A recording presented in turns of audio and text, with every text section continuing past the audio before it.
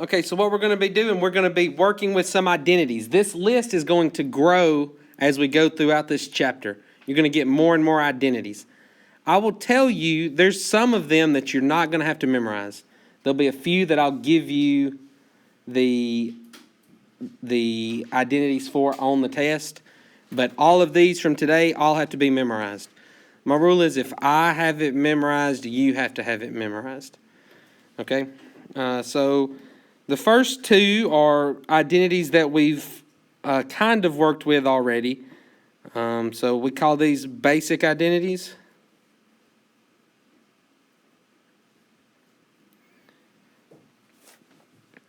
Okay, so the first one is tangent of x. So we know tangent can be written as y over x. Well, remember, y is just the sine value, x is the cosine value. So tangent of x can be written as sine of x over cosine of x. That's just really derived from y over x. And then we also have cotangent of x. Cotangent of x can be written as cosine of x over sine of x.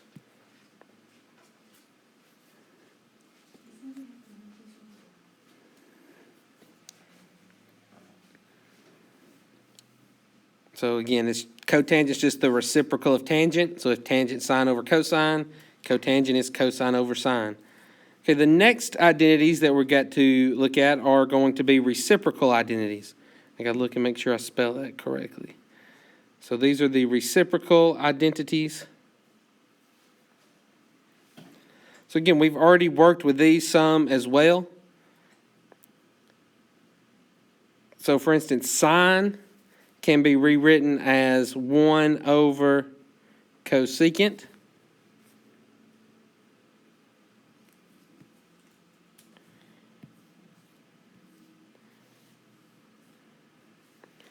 Cosine can be written as 1 over secant.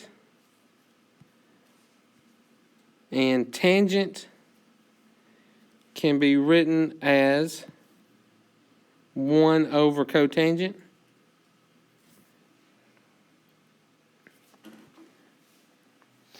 Okay, and then also that goes in the other direction as well. If we have cosecant, we can rewrite that as 1 over sine. If we have secant, we can rewrite that as 1 over cosine. And if we have cotangent, we can write that as 1 over tangent. So again, we've seen all of those as well. We've really worked more with these three when we had to put them in our calculator. If you remember, we had cosecant of an angle. We would write 1 over sine of that angle. So it's the same idea here. We really use these three a lot, but it also works in the other direction as well. Okay, so all those are familiar to us. There's one more, or there's two more kinds we're going to look at right here, but this is another one that we have already looked at. These are the Pythagorean identities. So we called it the fundamental identity. We worked with it before, but I remember I proved it to you already. You probably remember when you see it, that sine squared plus cosine squared equals 1.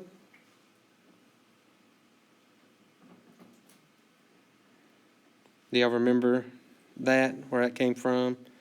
Okay, so there are two more Pythagorean identities. I'm going to write them down first, and then I'll show you how I remember them. I have this one memorized, but the other two I do not have memorized, but I can derive them without having to look them up. So I've got tangent squared of x plus 1 equals secant squared of x.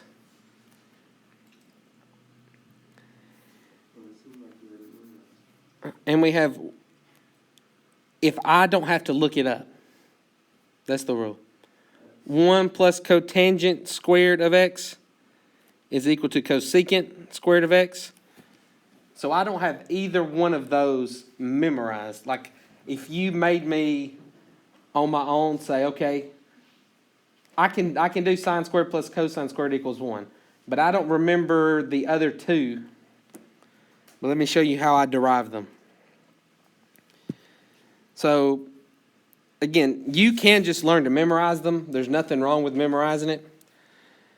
But if I know sine squared plus cosine squared equals 1, the way that I find the other ones, so I'm looking at the red one. So the way I find that is if I divide all of these by cosine squared. So divide everything by cosine squared. Sine over cosine is the same thing as tangent, right? We just stated that. So this is tangent squared. Cosine squared plus cosine squared is 1, right? Because I'm dividing the same thing. And then 1 over cosine. Well, cosine is the reciprocal of secant.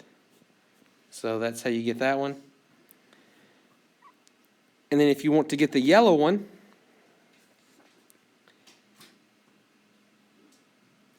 what's happening? I may have to just erase it. I don't know what's going on. Okay. The yellow one, I'm dividing everything by sine squared. So if I divide this by sine squared, and sine squared over sine squared is 1. Cosine over sine is the same thing as cotangent. And 1 over sine is the same thing as cosecant. So those two, I always have to write this one down, do the division myself to come up with them. But again, if you want to memorize them, that is fine with me. I've told you before, though, that's my least favorite part, is memorizing stuff. I like to know where it comes from. Okay? Then the next ones are kind of different. We haven't talked about them yet. So let's write them all down, and then I'll kind of tell you where they come from. So these are our even and odd identities.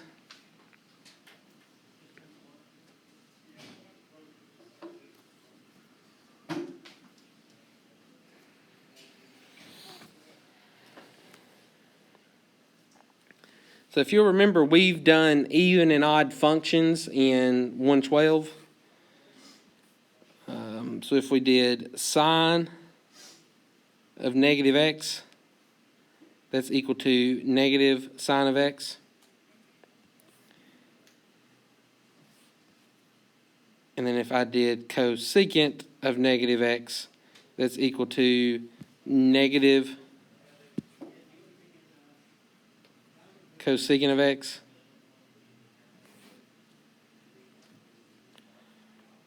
Okay, if I have tangent of negative x, that's equal to negative tangent of x. If I do cotangent of negative x, that's equal to negative cotangent x.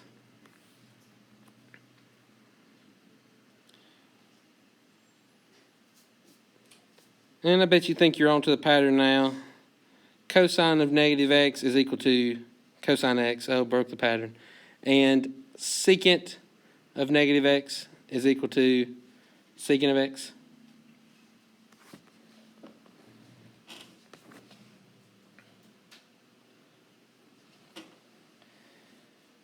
Okay, so what is this really saying? So a negative angle means I'm rotating clockwise, right? I'm rotating in the opposite direction. So I'll give you a second to finish writing that down. This is saying if I rotate in the negative direction, I get the opposite sign answer. So let's just think about in the first quadrant to start with. So if I rotated sine of 45 degrees, I would get radical 2 over 2. What happens if I rotate negative 45 degrees? Well, that puts me in the fourth quadrant. I would still get radical 2 over 2, but because I'm in the fourth quadrant, all students take calculus, then sine has to be negative. So this is saying when I rotate the opposite way, I get the opposite sign. And that's true for every quadrant. So think about it. If I'm in the first quadrant, sine is positive. If I rotate the opposite way, I'm in the fourth quadrant. It's negative. What happens if I rotate to the second quadrant? Okay, well in the second quadrant, so let me do it with y'all. Okay, so if I go to the second quadrant, sign is positive, all students. If I rotated the same way in the negative direction, I'm in the third quadrant, where it should be negative. So it's opposite sign. If I rotate to the third quadrant, I should get a negative answer. But if I rotate in the negative direction, that's going to put me in the second quadrant, where sign's supposed to be positive. You see what I'm talking about? How they're opposite sign, depending on which way. And if I rotate all the way to the fourth quadrant, sign should be negative. But if I rotate in the negative direction, that puts me in the first quadrant. So sign is supposed to be positive. So it's always the opposite sign from what it's supposed to be. That's true with sine and cosecant. That's also true with tangent and cotangent. So let's think about tangent. So in the first quadrant, tangent is positive. But in the fourth, it is negative. So they're the wrong sign. In the second quadrant, tangent is negative. But in the third quadrant, it is positive. Opposite sign. In the third quadrant, it's positive, but in the second, it's negative. Opposite sign. And in the fourth quadrant, tangent is negative, but in the first, it's positive. So they're the wrong sign again for every case. Okay, but let's look at cosine. So this time, the negative didn't go with it. So it's saying if I rotate in the negative direction, it's the exact same as if I rotated in the positive direction. So again, if I rotated 45 degrees with cosine, I should get a positive answer because I'm in the first quadrant. What happens if I rotate negative 45 degrees? I'm in the fourth quadrant, and cosine is positive. So whether I rotate in the positive or negative direction, in the first and fourth quadrants, it's positive. When I go to the second, I get cosine being negative. If I rotate in the opposite direction, that puts me in the third, and cosine's negative there as well. So in those, they match. They're not the wrong sign. They're always matching. So when I take cosine of a negative angle, it's just equal to the positive angle. It really doesn't matter which direction I rotate. Trying to see what it simplifies to be. So for right now, there are two basic things that we want to try to do. We want to first try to write everything in terms of sine and or cosine. And then secondly, look for opportunities to use your Pythagorean identities. So the Pythagorean identities, again, we're going to look for those when we have sine squared, cosine squared, tangent squared. Anytime you have a trig function squared, I'm always thinking, can I use a Pythagorean identity? So right here on the first one, I'm looking at tangent of x times cosine of x. Tangent of x times cosine of x. So if I'm going to try to simplify these, the first thing I'm going to do is I'm going to try to rewrite everything in terms of sine and cosine. So tangent can be rewritten as sine over cosine. So tangent becomes sine over cosine, and that's going to be multiplied by cosine of x. So we could think about putting that cosine of x over 1. So now we are multiplying fractions. So we look to cross reduce. So I have a cosine in the numerator and denominator. So I can cross those out. They become 1s. So sine times 1 is sine of x. And that's over 1. So that's just the same thing as sine of x.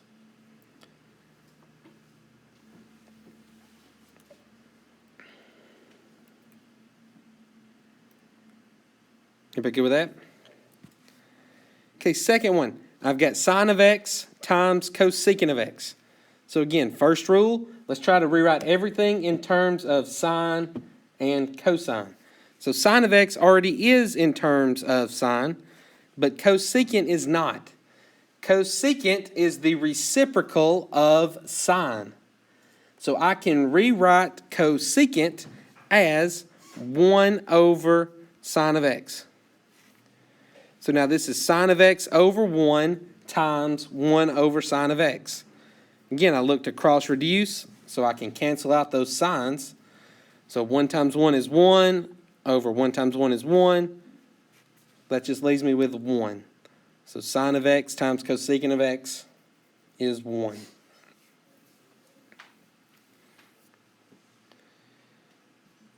Questions there? Now, I've shown y'all before how I don't like these fractions, that they mess with my head. So what I do when I have a fraction like this, I'm going to rewrite it like an old school elementary division problem. So cotangent of x divided by cosecant of x. So this is just my personal preference. I'm rewriting that to cotangent of x divided by cosecant of x. It means the exact same thing, but it just works easier in my head when I see it that way. So I don't have anything squared, so I'm going to try to rewrite it in terms of sine and cosine. So I know cotangent can be written as cosine over sine. Right? That's one of my basic identities. Tangent is sine over cosine, so cotangent is cosine over sine. And then this is going to be divided by cosecant. That is the reciprocal of sine. So I can write divided by 1 over sine of x.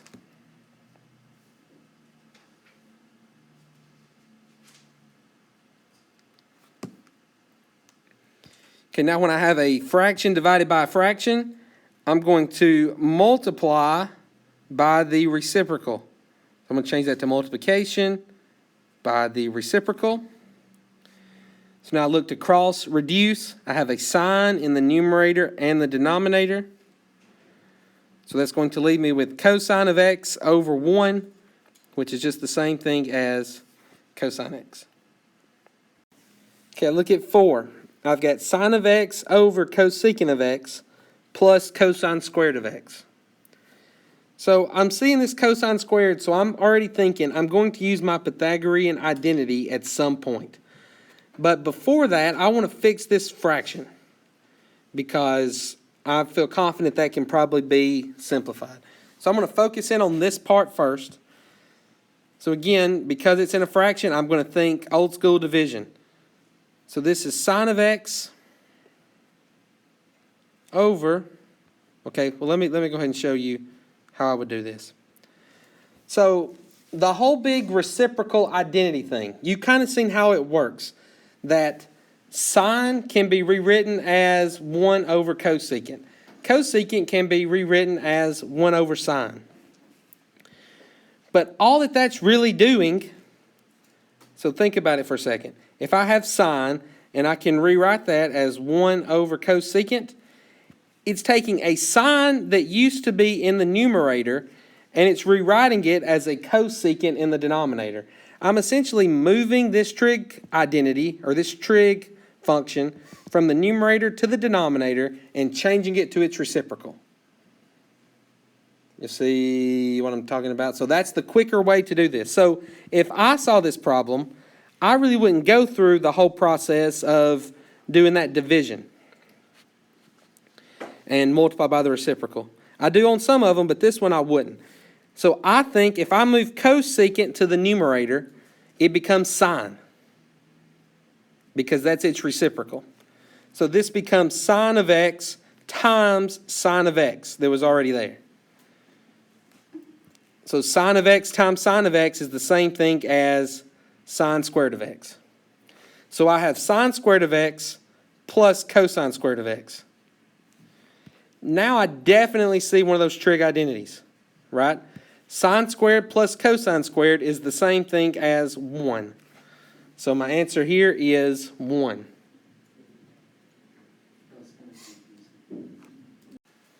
Okay, so when I look at 5, I see I've got sine over cosecant, and I know they're reciprocals of each other. Sine and cosecant work together. So I'm thinking, well, if I send cosecant to the numerator, it'll become a sine. So that becomes sine of x times sine of x. Okay, and same thing when I move secant to the numerator, it's going to become cosine because those work together. So that's going to be plus cosine of x times cosine of x, which again, when we're multiplying those by each other, sine times sine is sine squared. Cosine times cosine is cosine squared. Sine squared plus cosine squared is 1. Pythagorean identity. Okay, so there's probably a few ways we could do this one. I'm trying to think what I would do if I saw this on its own. So I would, because I have 2 fourth powers being subtracted, I automatically think difference of perfect squares. I would factor that. That's the very first thing I see. So if I factor that to be a difference of perfect squares, this becomes cosecant squared of x. Cosecant squared of x. And then I have cotangent squared of x. And I have cotangent squared of x. And then we alternate the signs for difference of squares. So I have a plus and a minus.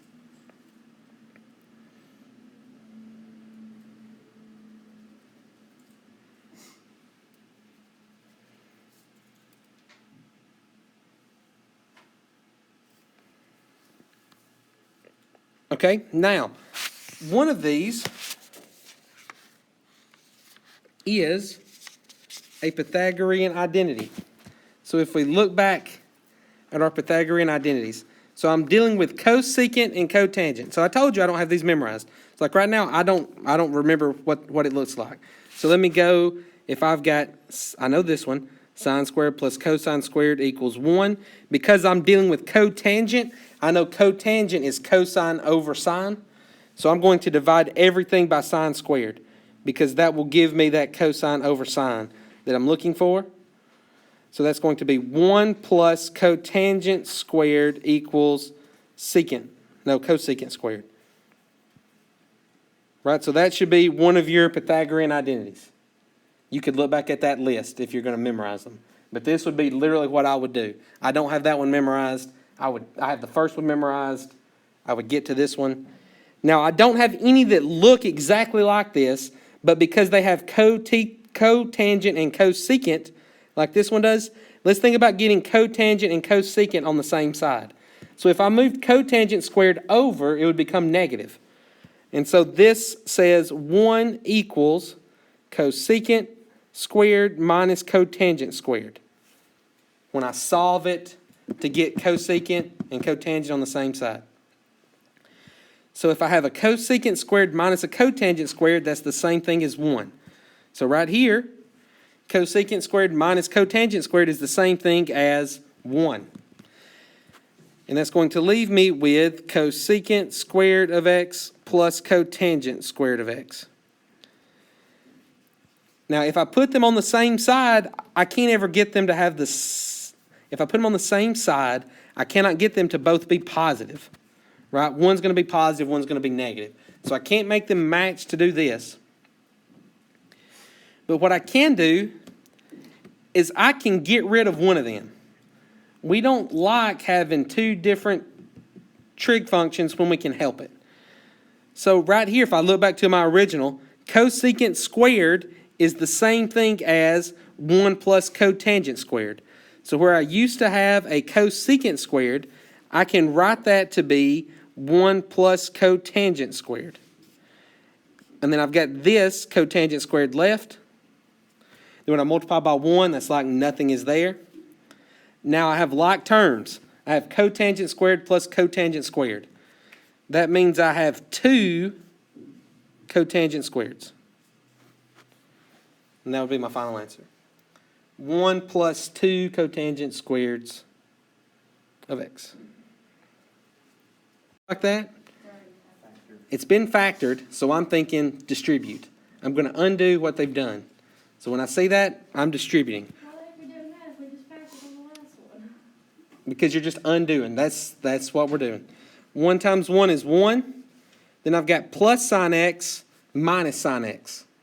Right, so my middle 2 terms are going to cancel because, again, it's factored as a difference of perfect squares. Now I have negative sine times positive sine, so that's going to be a negative sine squared of x. So I've got 1 minus sine squared of x. So I'm thinking in my identities, sine squared plus cosine squared equals 1. Can I make this say 1 minus sine squared? I can. If I move the sine squared over, it becomes negative. So that's going to be cosine squared equals 1 minus sine squared. So 1 minus sine squared is the same thing as cosine squared.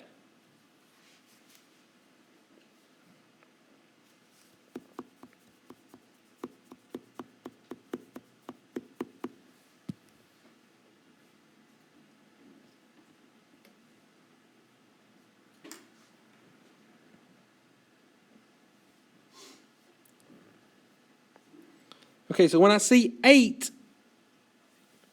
the first thing I'm thinking is I have squares. So I want to use the Pythagorean identity. But my squares are in the denominator. So I like them better when they're in the numerator. So I'm just going to move these trig functions from the denominator to the numerator by using their reciprocal identity, and then see what I have once I do that. So if I move sine to the numerator, it becomes cosecant.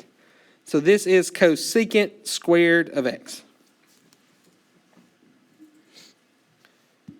When I move tangent squared to the numerator, it's going to become cotangent squared.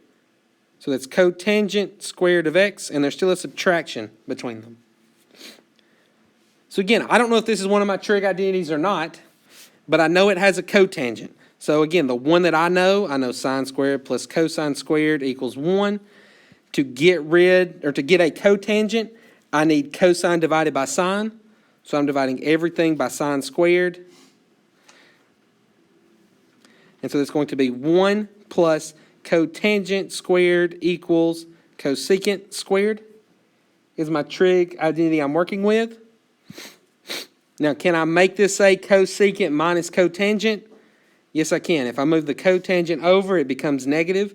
So I've got 1 equals cosecant squared minus cotangent squared. So cosecant squared minus cotangent squared is the same thing as 1.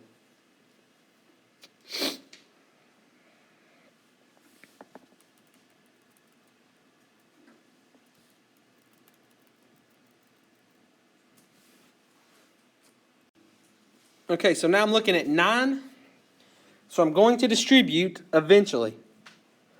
But when I see that, I've got this cosine times tangent that I know tangent can be sine over cosine. So if I rewrite it, I can cross out those cosines.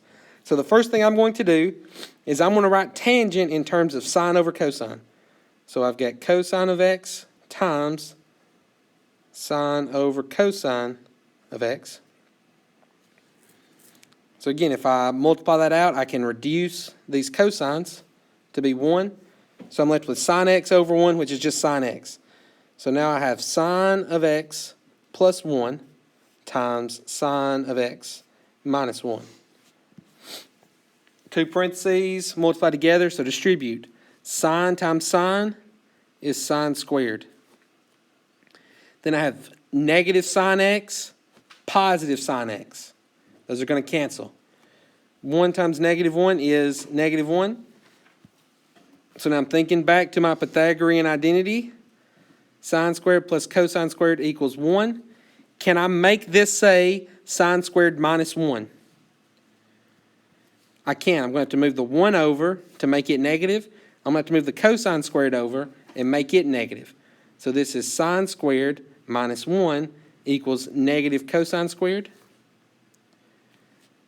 So sine squared minus 1 is the same thing as negative cosine squared of x.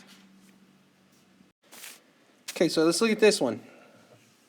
Cosine x times tangent x plus 1 times sine x minus 1. So this numerator is the exact same thing that we just had on 9.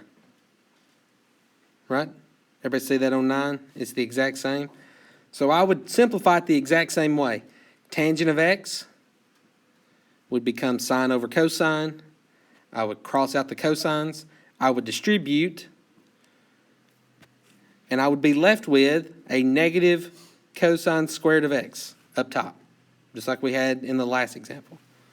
So that's going to be left with a cosine squared of x in the denominator. So now cosine squared over cosine squared cancels, but I still got that negative there that I'm working with. So this is going to be negative 1 as my answer.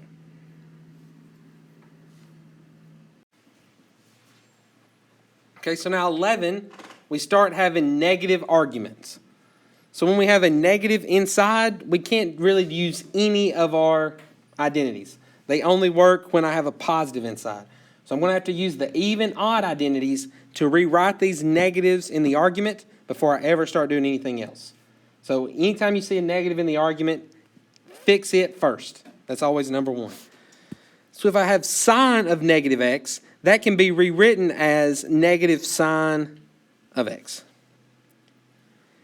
If I have cotangent of negative x, that can be rewritten as negative cotangent of x.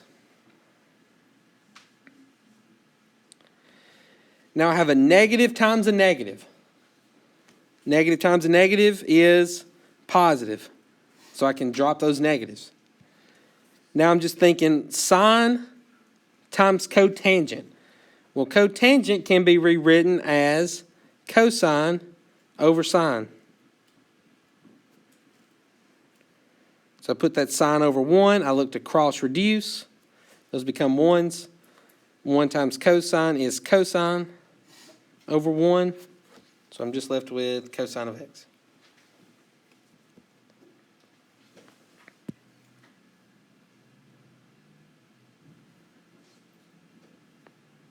Okay, 12. I have a negative inside of sine. So I want to rewrite that. So that's sine of y. And now a negative on the inside of sine comes out front as a negative. So that's going to be minus sine of y. So I have sine of y minus sine of y. That means I have nothing.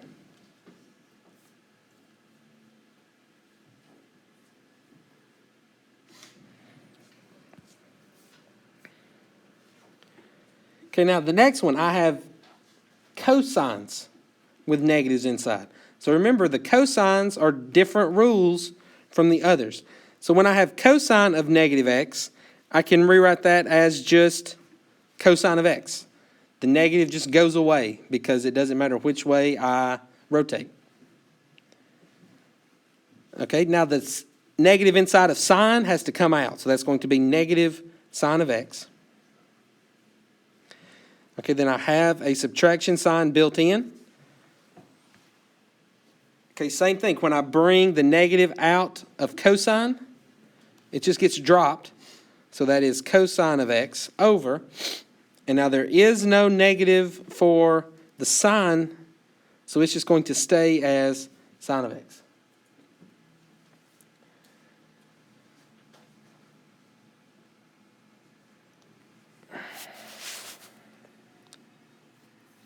Okay, so I have a negative here, cosine over sine. That can be rewritten as cotangent. So I have a negative cotangent of x minus cosine over sine can be rewritten as cotangent of x. And so I have a negative cotangent minus cotangent. That means I have negative 2 cotangents of x. Same sign, add, keep the sign.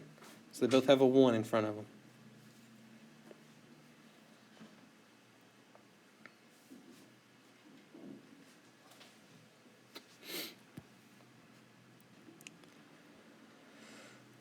The second sign has a negative in the argument. So I want to get rid of that first.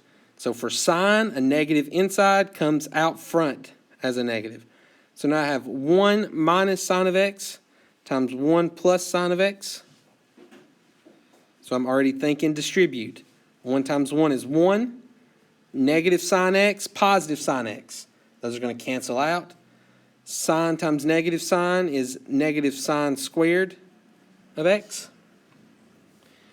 And now again, I'm thinking sine squared plus cosine squared equals 1. Can I make this say 1 minus sine squared? Yes, I can. Cosine squared is 1 minus sine squared. So this is the same thing as cosine squared of x. Okay, when I look at 15, I have a squared trig function in the denominator. So I'm going to move it to the numerator, rewrite it as its reciprocal, and then look for Pythagorean identities. So if I move cosine to the numerator, it becomes secant. So that is 1 minus secant squared of x. And so again, you could look at your Pythagorean identities, but you got to memorize them eventually. I don't know this one. So I have to go back to my sine squared plus cosine squared equals 1. I know that secant is cosine squared in the denominator, so I know I'm going to divide all of these by cosine squared to find the one that I need. So sine over cosine is tangent. That's 1. 1 over cosine squared is secant squared. And now I can make this say 1 minus secant squared by moving that over. But I'm going to have to also move the tangent squared over. So I've got 1 minus secant squared equals negative tangent squared. So this is negative tangent squared of x.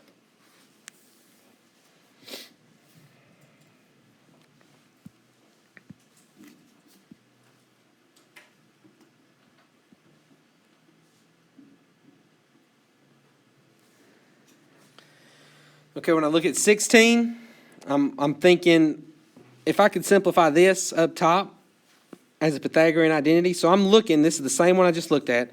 Can I make it say negative tangent squared minus 1? Say again? Just make both sides negative. Yeah, you can multiply everything by negative 1, or you can think about moving everything. All right, but if I multiply everything by negative 1, then that's going to give me negative tangent squared minus 1 equals negative secant squared. So up top, negative tangent squared minus 1 is the same thing as negative secant squared of x. And that's going to be over a secant squared of x. So secant squared over secant squared cancels, but I'm left with that negative, so my final answer here is negative 1.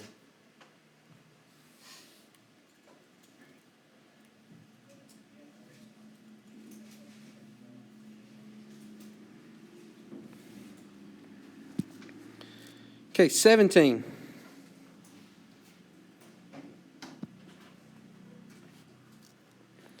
So I've got tangent cubed minus secant squared tangent x all over cotangent negative x. Okay, so first thing, I see the negative in the argument here. I got to get rid of that. I don't want a negative in the argument. So that becomes negative cotangent of x. Now the second thing I'm seeing, both terms in the numerator have a tangent of x as a part of them. So I have a GCF of tangent x on both terms. And what drew me to that, they both had tangent, and because this was cubed, I don't like cubes, I like squares. So can I make this squared? Yes, by factoring out that tangent. So that's going to be tangent of x times tangent squared of x minus secant squared of x.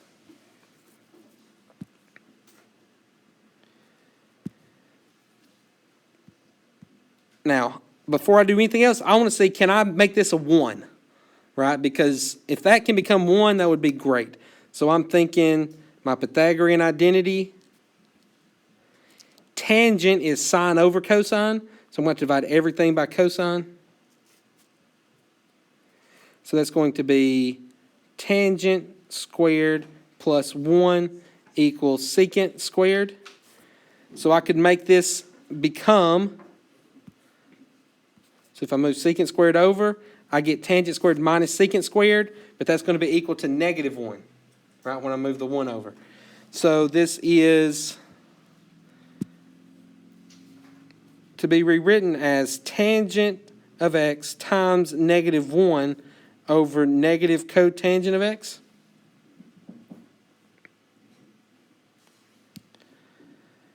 So now tangent times negative 1 is negative tangent. So I've got negative tangent of x over negative cotangent of x. Well, I know that those match up if I can get them on the same numerator denominator. So I can think reciprocal identity. I can move cotangent to the numerator, and it's going to become tangent. So that's going to be negative tangent times negative tangent. So that is negative tangent squared of x.